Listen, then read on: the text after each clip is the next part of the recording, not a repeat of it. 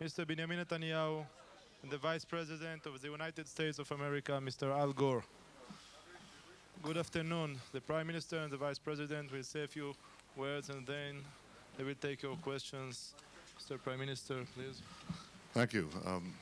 Vice President and I had a chance to further discuss our efforts to advance the peace, and we subsequently had a meeting with ministers of Defense, a Minister of Infrastructure, and Minister of Trade and Industry, in which we tried, I believe, to explain our conceptions of how to achieve peace and stability, peace and security in our area.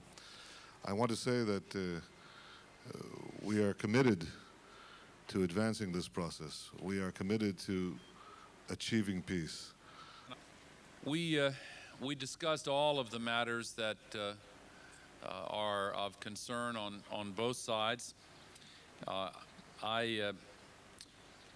I made clear to the Prime Minister that there is no distinction between our continued commitment to Israel's security and well-being on the one hand and our commitment to helping Israel achieve a comprehensive, just, and lasting peace between Israelis and Arabs on the other.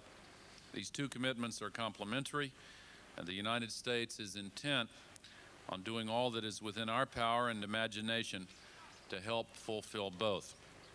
The 9% withdrawal, and let me repeat the U.S. position. It has always been and is now in favor of a united Jerusalem.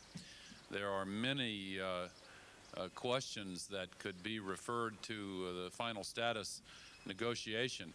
The question of whether or not Jerusalem will be united is a settled question, in our view. Well, you asked me in classic journalistic negotiation style to commit myself to a number that we haven't yet published and then stretch beyond it.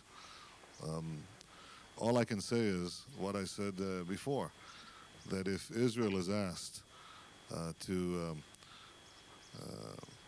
stretch itself on matters that are vital to its security concerns, then we must see an equal effort on the other side. And that, I would say that the key to success in London is that there's an approach that says that not only Israel has to give, both sides, that is the Palestinians and Israel, have to find ways to address each other's needs and come out with something that is different from what both sides envisioned in their entry to the negotiations. This is what makes for successful negotiations.